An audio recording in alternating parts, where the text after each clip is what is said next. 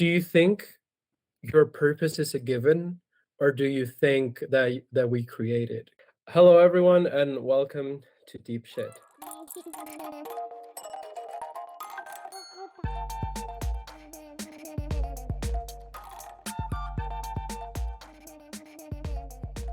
My name is Oger Avila, and joining me is Vanessa Pan, one of my dearest friends. Hey, how's it going? So we decided to start this podcast because every time we get together and talk about life, we just go on and on about it. And I think we both have such interesting perspectives on it. And so I just wanted to hash it out with you and see what you think about different topics of life, the universe, and everything. Sounds good. Yeah. So on this episode, we are talking about finding your purpose because I have an interesting opinion on that, and it's that finding your purpose is bull. Uh, but you're a life coach, right? And I guess this is something that comes up a lot in your work. And so I'm curious to see how our opinions like look together. And like before anyone thinks no, I got tongue-tied. So before we get started, I want to explain why I think finding your purpose is bull. And I mostly, and we were talking about this, I'm mostly nihilistic. Yeah. Yeah. And so I think that there are two main train thoughts with nihilism. The first one is like the traditional one, which is like, oh, nothing matters, and it's kind of depressing. But then there's like optimistic nihilism, which is my personal favorite and the philosophy with which I lead most of my life, which is, did you see the movie Everything Everything Everywhere everywhere all at once. All at Once? Absolutely. Yeah. Yeah. Yeah. Yeah. That's the perfect example because the mother is an optimistic nihilist, and the daughter is a traditional one, where she feels the weight of the multiverse on her shoulders, and the mother's just like, wait, but we can do whatever we want, right? Like nothing Mhm. matters. We can just be together. So I think those are the two main differences, and so I do think it's like the concept of finding your purpose is kind of it weighed on me for a long time, especially when you're younger, like high school or going into college. You're like, "Oh, I have to know what I'm gonna do with my life." And Mhm. it puts such a huge weight on everyone because the way we manage that concept is as if it were something divine given, right? Mhm. Like, I have to find my purpose, where me being a nihilist, I'm like, "No, I have to create my purpose. I get to dictate what my purpose is, and my purpose can change from at any point of my life." Yeah. Absolutely. And so, right now, would you say you have a life purpose? That's a good question. I've been I knew you were gonna ask me that, and I've been thinking about it. And you know what? No, not really, and well, I guess my purpose right now, because you know my life situation, and I just came from a rough period, and I'm rebuilding. So I guess my purpose is really focused on rebuilding right now. But it's also the first time in my life like I felt I really know myself, right? And I think I don't need the pressure of like a traditional purpose right now where it's like, "Oh yeah, I'm gonna help people and change the world," and no, like my purpose right now is to rebuild and to start enjoying life. Because I actually, after years of therapy, this is the first time where I've actually learned to enjoy it rather than survive it, right? And so I think that's my purpose right now, and it might just change. Yeah. Yeah. Absolutely. Absolutely. Do you have a purpose right now?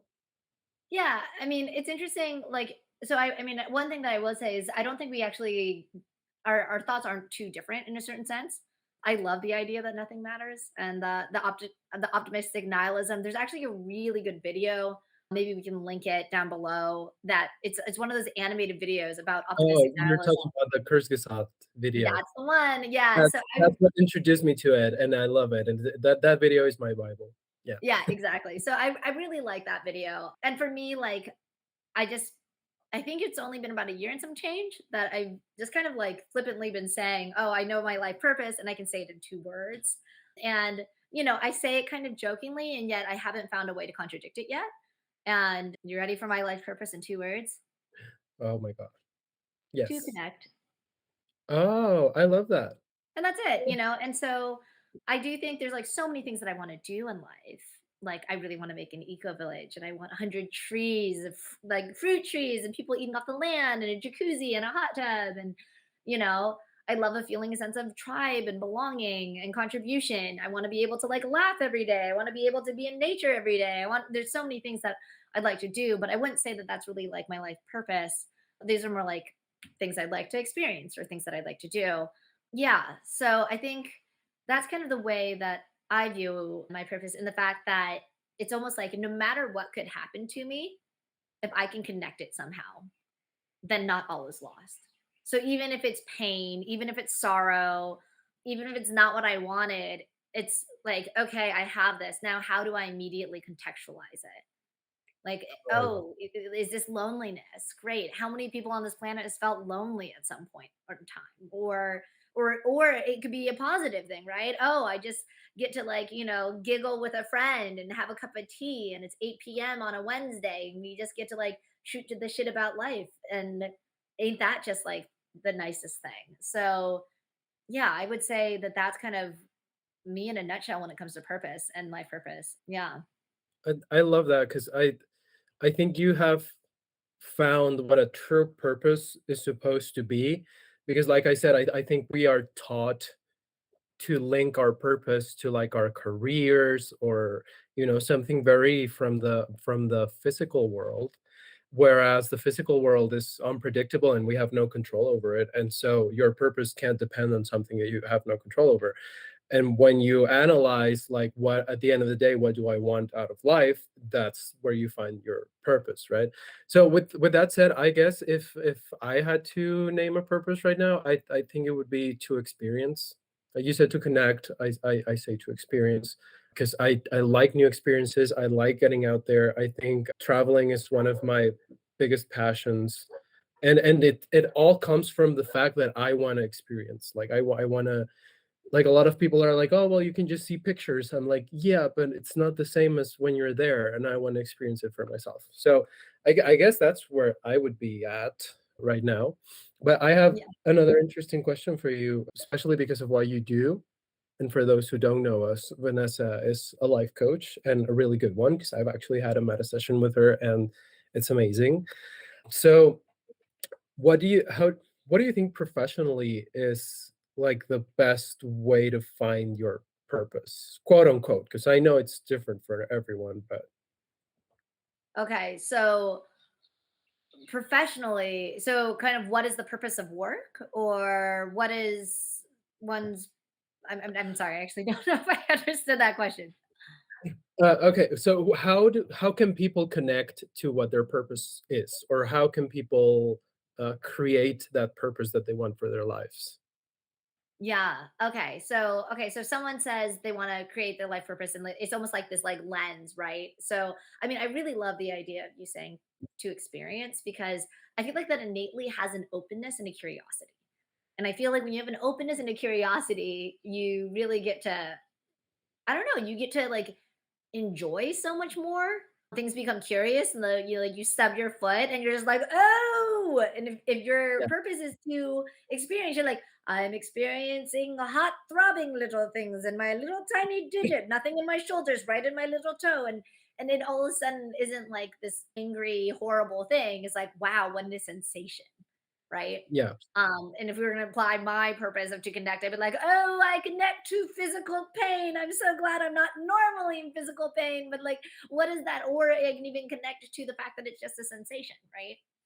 yeah, Um, or just see if I could pretend to cry, be like, I'm gonna work on my actions, I'm gonna pretend that something tragic me and I want to see if I can just weep right now over yeah. oh father, I'll be in It's a Wonderful Life daughter. And so I'm sorry, that was totally around your question. Oh, how would you create that the sense of purpose? Like what's the next step, right? You come to this idea, Mhm. okay, to experience, or mine would be to connect. I think you need to kind of go along with values. So it's almost like backwards navigating. There's this Gandhi quote, and I'm not going to fully remember it or portray it accurately, but it was something along the lines that It all begins with our thoughts, and our thoughts can turn to actions, and our actions can turn into habits, and our habits turn into values, Oh, yeah. I've value, heard that. or like beliefs, and beliefs turns into values, and then those values eventually become our character, right? Mhm. And so, like, just think about like, oh, that person's punctual. Really, that if you backwards navigate that punctuality, or that person is responsible, whatever you would say someone is, it started with this idea that like, oh, I probably should blank, and then them doing that action, and then doing it so often and so consistently that we now call that person punctual, we now that call that person talkative or lazy or whatever it is. And so Wow. if your purpose is to experience, I would say, like, now if we backwards navigate it, what are the values around that? So for me, like, if I'll speak for me personally, like connection, like what do I value around the connections? Mindfulness, a sense of humor, like it's Yeah. hard to connect when you're having a lot of resistance, right? And so Mhm. what allows us to connect? A sense of humor, a sense of like you could say like universe or oneness or source, a connect of like unity or empathizing. Like no matter how awful you feel, there's this wonderful documentary on Chavella, and she's, oh, Chavella, you must know Chavella. Anyways, The Vargas? yes, yes, the Correct? singer. Oh, yeah, yeah, yeah, uh-huh. And there was this comment where someone said Chevelle, the reason why she was so famous is because she could connect people with the most unifying feeling of humanity. And a lot of people say love, and the person speaking says pain, suffering, because maybe Wow. not everyone, yeah, right? Not That's maybe true. everyone will feel love in their lives, but Mhm. everyone at some point will be able to understand what a level 10 of pain is for them.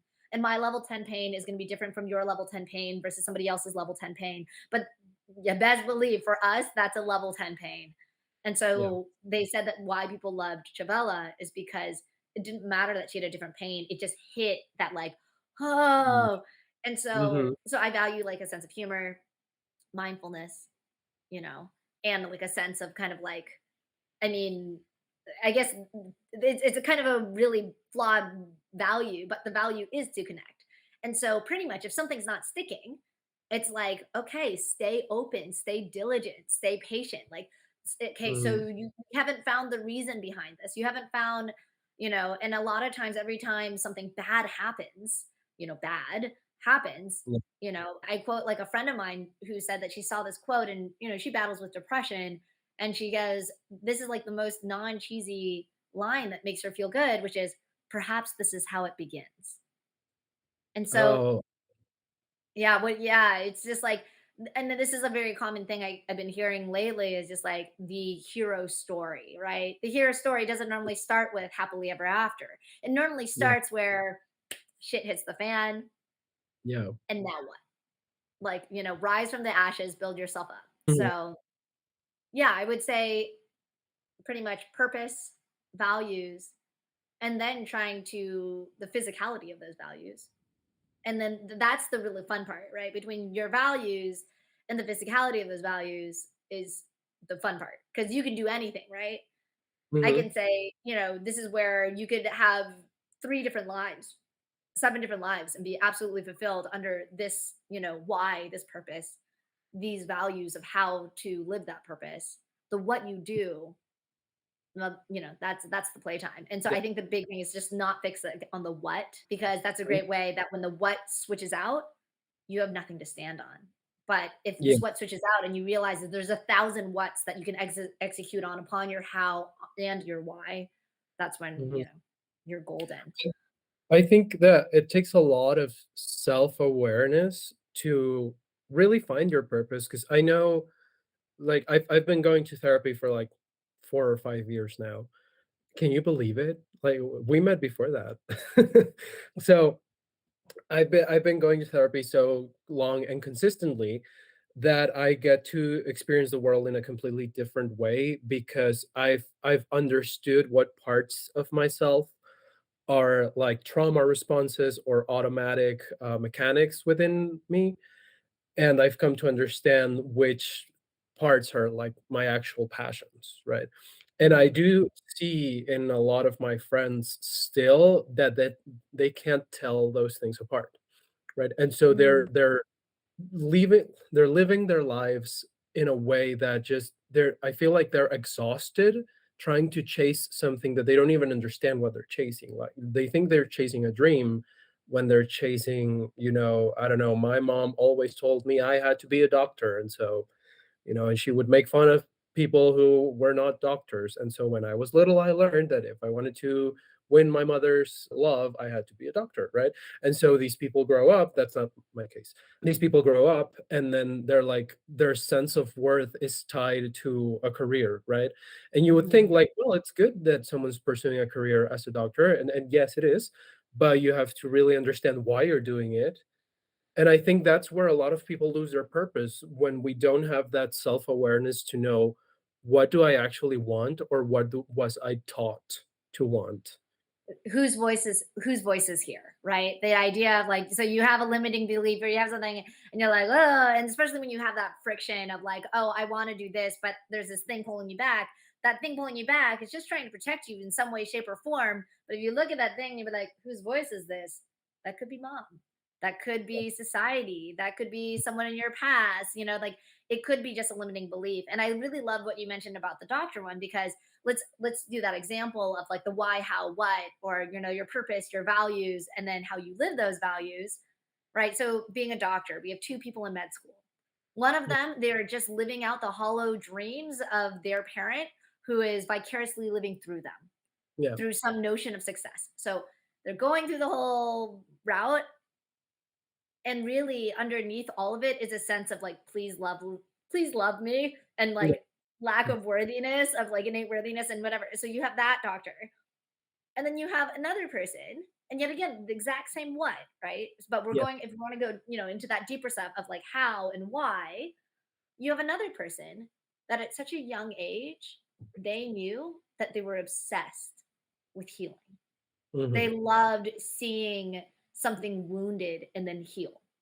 mhm, They loved seeing all of that. They never winced when they saw blood. They always saw whatever. And so let's say, these people are surgeons, one of them's just trying to make the big money and the big status and whatever. And the other one just really says, I want I want to be there on someone's worst day of their life. yeah, And I can keep calm, I can do whatever. And that gives me so much value. Being impactful. I'm sensitive enough to be able to care for someone, but I'm not that sensitive that I mhm, can hold steady when someone's screaming in pain and do that. And so then they're like, "Oh, I have to go to med school. I have to do this." There's not yeah, many people that can do this. I can have this like steady hand through chaos. And like how much more beautiful is this person? You're like, "Wow, the surgeon for this surgeon that's like, just being yeah, like, "Mama, please love me." So, I mean, I think that's why it's good that you've been in therapy for so long and to have these lenses and to talk about these things because just to ask layers. They say ask 5 layers of why, and then you'll kind of find your real why, your truth yeah. underneath. I love my therapist for that because she really knows how to peel back the layers. One of my friends is going to her, she started recently, and she just calls me and is like, "I am so amazed at the insight this woman has." She's really amazing. And so it took a long time for me to peel back my layers and start realizing, like a good example of all this that I have, which is very personal, is that I believe I believe that my grandparents never wanted to get married, and to Mhm, this day, they don't know it, you know?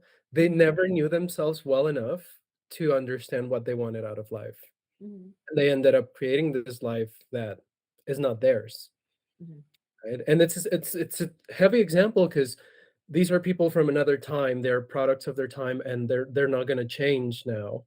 mhm. Uh, I wish them that they do, but they're not. And so I think those are very clear examples that a lot of us can look upwards in our family trees and see how people just pursued a life that wasn't theirs because we're not taught to tell the difference between what we want and what we're told to want. That's interesting. That's interesting. Can I push back on you on that? That definitely, that's what we're here for. I mean, I think that like we're in a time period where we're significantly less influenced by society, or we're influenced but we're less, we really think about what's my truth, like, my truth, your truth, instead of what's the truth. And I think maybe your grandparents did live their purpose. Maybe their purpose was to live to see your existence. And that was like, the purpose was different then, it was simpler then. And I mean, just for devil's advocacy's sake, maybe they're living their purpose. Maybe everything that they've done has exactly been the way that it ought to be. And if they were to be able to rewind or flip the script, they wouldn't have. Because given all the circumstances and all the experiences that they had, they Mhm. made their best informed decision.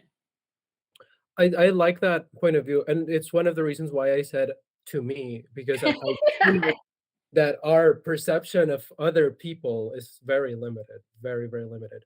Right. But I love what you're saying, 'cause I also think that when we're younger, we have all these ideas of what our purpose is gonna be and where our life is gonna take us and all the places you'll go, and, like, there comes a point in your life where you're like, "I might not go there because my circumstances don't allow me to because, whatever." And that doesn't mean you lose your purpose, that means you just align with your life path a little more. Does that make sense? Absolutely. Absolutely. Oh man, like I really feel you on this. And it's so funny because I was like, we're gonna do it in 20 minutes, and then I'm immediately taking it with it. So I'm just gonna piggyback it, and Ogre, I'll let you close this out when you feel like it's ready to be closed out on it. But I've recently just been hit with that. I'm 34 as a woman. And ever since a young age, 5, 8, 15, whatever, I've had people just tell me, oh, I think you'd be a great mother and blah, blah, blah when you become a mom. And I go, oh, okay, yeah, when I become a mom, when I become a mom. And now looking at kind of society's gaze as it's like, ooh, will she become a mom? And, and what is the definition of mom? And it's funny because just last week, it was me and two girlfriends, and we were having tea. And I'm just openly saying, like, really underneath, like we had the two doctor analogy, underneath the idea of like what I wanted in being a mother. And I'm not saying I will or will not. Like if Mhm. I go back to my root as a like child and was young, is I've always been open. There's Yeah, people there are women, I'm going to speak from women's perspective, even though we really say anyone, but there's yeah. women I've known that from the day they were born, they knew they wanted to be a biological mother. There are Mhm. women I know that from the day that they were born, they knew that they did not want to be a biological mother. Yeah. And then Mhm. there are people that are in the middle, which is me, which is open. There was a Mhm. period when I was in my earlier 30s, and I was like, "Ooh, do I like freeze my eggs now just in case and this and that?" And I looked into it, and it's much more affordable in Mexico too. I'm Oh. like, "Oh, I could potentially freeze my eggs." And then I checked myself and I go, "I don't think that's actually what I need." And peeling back all those layers of what and why and how is like, oh, what do I believe is family? What do I believe is tribe and belonging? If connection and belonging is huge for me, and Yeah. the what doesn't matter as much to me. So like, I know the why and the how is like, I want to be surrounded by love. I want to give it. I want to receive it. I want to see it grow. And it could be from something that grows in my belly and that comes out of my body, but it also could be something that already exists, someone who already Yeah. exists, and I can just fall in love with them and watch them Mhm. grow. Or I could be an amazing auntie. And I also like am checking my own value system because I believe that what kids need to grow up, or not need, but what is ideal for a child's upbringing isn't any what figure, a mother, a father, this is just Yeah. consistent, like relatively stable love. That open, Yeah. free, but stable container for a child. And so that could be being raised by your grandparents. It could be big two fathers. It can be a mother and an auntie. It can be all these Mhm. different ways in which a child can grow up extremely well balanced and confident just by having consistent open support systems where they feel accepted and free to express themselves. And so, yeah, talk about a purpose thing. Like I thought that maybe I would like being a mom would be, and it still could be. It absolutely still could be. But realizing now I'm not confined by the what, like I need to do this. I am one big ticking time bomb, and every time I go on the dating scene, it's like I'm one big ticking time bomb, and all of a sudden I'm gonna explode. No, no. I mean, people can think that, and then the question would be, well, does that serve you? Does it serve the world? Does it serve society? You know? Definitely. Does it take you closer to where you wanna be? 'Cause like you said, you know that where you wanna be is surrounded by love, so doesn't matter how, right? Like, Right, you can be right, surrounded by friends' loves, by your community love, by your partner's love. It right. doesn't have to be a child, but it doesn't have to not be a child. Uh, Exactly. yeah, I And I I think I feel you in that sense 'cause I'm the same. Like, I remember I used to be very codependent when I was younger, and, like, I remember being with my best friend, and we were just like, "Oh, when we get married," like, not us, like, to our own individuals, and "We'll be at your wedding, and you'll be at my wedding," and, like, we used to dream about weddings so much, and then as I grew older and started to know myself, I'm like, "Do I really wanna get married?" It's not a no. I would get married, but it's not a necessity. I'm open to it, but it's not a necessity. And I Mhm. just found that through introspection and getting to know myself and knowing that I wanted to get married because, like you, I didn't experience it as a woman. It was very interesting to hear you talk about it from a woman's perspective. Because, yeah, people have been telling me, "Oh, when you have your own kids," but it's not the same weight as we put on women to be mothers. But ever since I was a kid, I've also been hearing like, "Oh, yeah, when you get married, when you have your wife or husband or whatever," and, like, that creates a pressure to fulfill that expectation, and by getting to know myself, I was like, "You know what? It's not something I need." Oh, hang on. I should Yeah. turn this. Yeah. Well, to add to those points, there's 2 books actually, one that I've read, one that I'm reading, and the titles are gonna be very controversial, but one of the things that I love on both of the insides of those books, one is The Smart Girl's Guide to Polyamory by Dedeka Winston, and the other one is Conscious Uncoupling by, oh my gosh, I should know her name. And the thing that I really like is they ask not for the what, but for the why and the how. So what Mhm, is love to you? How does love feel to you? And I think another thing too is if you're questioning whether you have a superficial what, like, is it mhm. actually going to fulfill you or is that a superficial what? I think what really helps is to get to know people that they're living that what. Oh, definitely. So and so for me, I've talked to a lot of mothers and I have parents like that have said, this is one of the best things I've ever done in my life. It's one of the most meaningful things I've ever done. Tear in the eye. If blank wasn't born, I don't know like what this world would be, gorgeous moments. I've had multiple parents pull me aside and say, now don't get me wrong, I love my kid, Yeah, but if I mhm, could reverse it, I would. yeah, I sat on a plane and there was this 80-year-old woman and she was visiting her daughter. And she's talking to me about children. She goes, if you are a woman who never has kids, you're a blessed woman. And I'm like, what? I'm like, yeah, what? You're a blessed woman? What? Is that what did I, yeah, and and just really recognizing that there is no single truth. mhm, And I think the worst thing we could ever do to ourselves is yeah, to not live in alignment. And exactly, so yeah, and that's the scary thing. Alignment is like this weird thing. We might think what we really want is X, and then we get there, and that's not what we want. Or we're mhm, going there, and that's not what we want, right? Or but now you know. or we never seem to be able to get it, It was Mhm, just this unattainable thing. And so, oh, now your life is ruined. You didn't get that weird unattainable thing. No, there's it's just that perpetual and going back to purpose. How yeah. do you align with yourself, with those values, so that whatever life gives you, you can still live in purpose. You can still live those values and kind of take that interpretation. We're getting close to time, but I do wanna get your opinion on one thing. Do you think your purpose is a given, or do you think that we create it? 'Cause sorry, 'cause like we were saying, right? If your life doesn't go the way you think it's gonna go, that's Mhm. because your life is aligning you, your life in the universe and whatever you believe in, it's aligning you to your real purpose. So that kinda makes it sound like, oh, it's godly, it's something that you have rather than something you create. So what are your Mhm. thoughts on that? Oh, yes. So, I mean, gonna do the the very Chinese thing to go, the golden mean. I'm gonna say it's right in the middle. I think it's co-created. I I love think I think some people I mean, some people are given different hands, and to say that we're, given all the same hand, no. Some people are more resourced internally, some people are more resourced externally, yeah. and everything that we do, and that's why I think that's the kind of the fun beauty in life is why be so facetious to say I know exactly what I want and I know exactly how I'm going to give it. Now, universe, give it to me.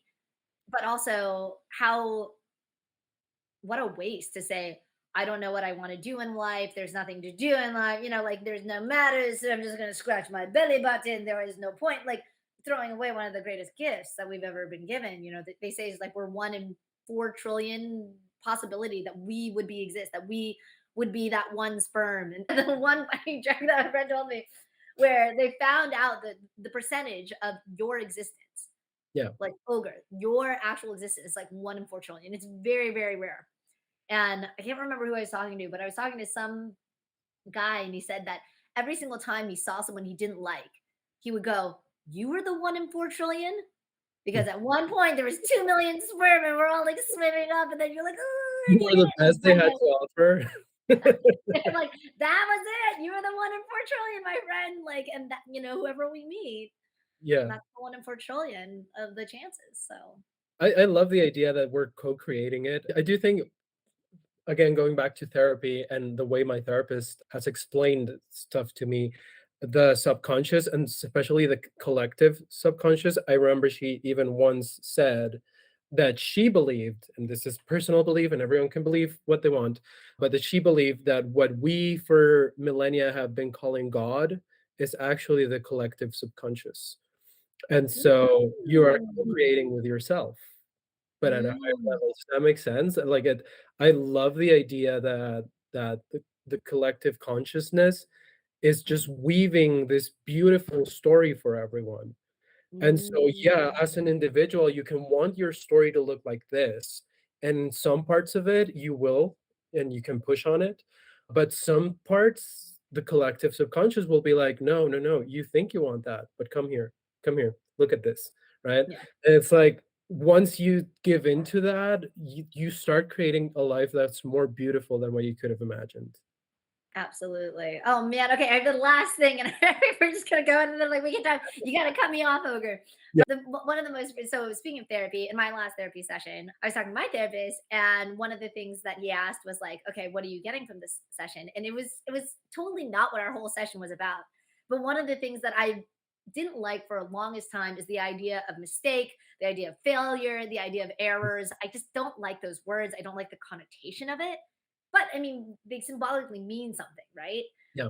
Mhm. And I said, "Oh, that I want to use the word puzzle, not problem." And I Oh, love the idea of like, like talk about a physicality form. Like imagine that the world, like the universe gives you like this Rubik's Cube and you yeah. try to solve and you're like, I don't know. And you throw it behind you and then the Rubik's Cube comes back. You throw it behind you. And then some things you go ahead and you work on it and then it's solved. And you Yeah. just put it on the shelf, you know? And it Mhm. would take a lot for it to get unsolved again. It could, but it would take a lot. So, I mean, for me, like smoking cigarettes is one of them. Mhm. I used to smoke cigarettes. I tried quitting. I tried quitting. I tried quitting. I read Alan Carr's The Easy Way to Quit Smoking, and it worked for me. And Oh, it's been 4 years and I haven't had a cigarette. really? Yes, Wow, yes. congrats. Cigarette, no. Thank you. Yeah, did I tell you And I stopped smoking as well? amazing. Congratulations. In 2 Listeners, years. quit smoking now. Yeah, so it was easier for you to solve one way than another, because yeah, they're puzzles, and we're all gonna have different approaches to the same puzzle. Absolutely, absolutely. And for me, right now, timestamp it to right now, I feel like that perfect Rubik's Cube, like that problem, but I will say puzzle, that puzzle right now is on the shelf. And it is the reds are in the reds, the whites are in the whites, the blues are in the blues, the greens, the yellows, all of Yeah, that's in place. No, I'm not going to say that there's nothing that could happen in my life for me to pick that puzzle and mess it all up again. yeah, mhm, That could be the case. But for yeah, now, I feel a sense of peace and I get other puzzles yeah. to tap me on the shoulder saying, "Hey, do you wanna do me?" And I'm like, "Not okay, fine." And so there are other puzzles that I'm currently working on. Quitting cigarettes is not one of them, and hopefully I'll never have to do that one ever again. I love that perspective. Well, I think we've reached the end of our time. This was a beautiful episode. I love that it was our first episode and we got to dive deep into both our minds. I hope everyone listening takes something out of this. And I would invite you to sit with yourself after this episode and just ask yourself what is it that you take away from this episode? So thank you Abs for joining us. I am Oger Avila, and you are, Vanessa Pan. and we'll see you on the next episode.